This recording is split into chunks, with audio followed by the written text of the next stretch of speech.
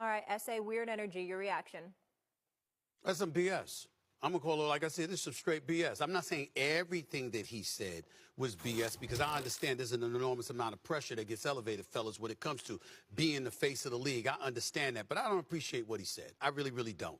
And listen, let's understand what the backdrop of all of this is. This is fresh off of All-Star Weekend, an All-Star Weekend that LeBron James elected to show up for and not participate in. Don't get me started with his 22 years in the league and how he ruined the slam dunk contest because he's the star. He's the first superstar that played above the rim that decided not to participate in the slam dunk contest. Don't get me started with him showing up at All-Star Weekend on a Sunday afternoon, notifying the NBA an hour beforehand that he wasn't going to play, so they didn't have time to sit up there and get a replacement for him, and then he showed up out there with street clothes on. Don't get me started with all of that. There's an abundance of things that have been going on throughout the career of LeBron James in this league or whatever. I'd like to remind LeBron James, first of all, there's a whole bunch of people that cover the league. They're former players.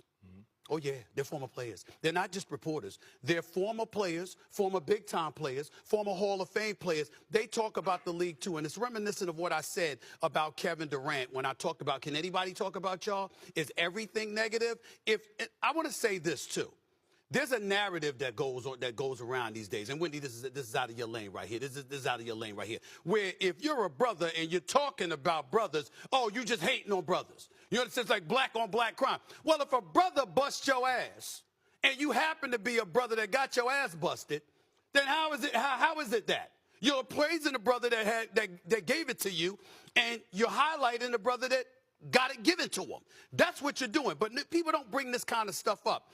There's so much stuff that you can point to when you look at LeBron James. You can talk to the decision, okay? Self-aggrandizement at its height. What happened there? He has a 75-minute show, The Decision, to announce and surprise the owner of the Cleveland Cavaliers that I'm leaving you. He had to find out on national television with the rest of America. What did I say after that, Wendy? If you remember, Gilbert, what did I say after that? I talked about how you handle stuff matters because the owners are going to come. What did they do? They came with a collective bargaining negotiation. They stripped basketball-related income by 7%, costing the league about $2 billion, okay? They pointed that stuff out.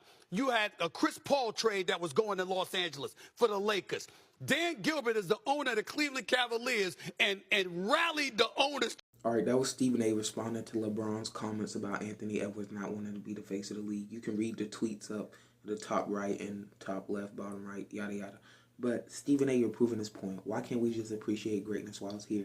LeBron's going to retire, then everybody's going to realize how great he really was and is, basketball terminology.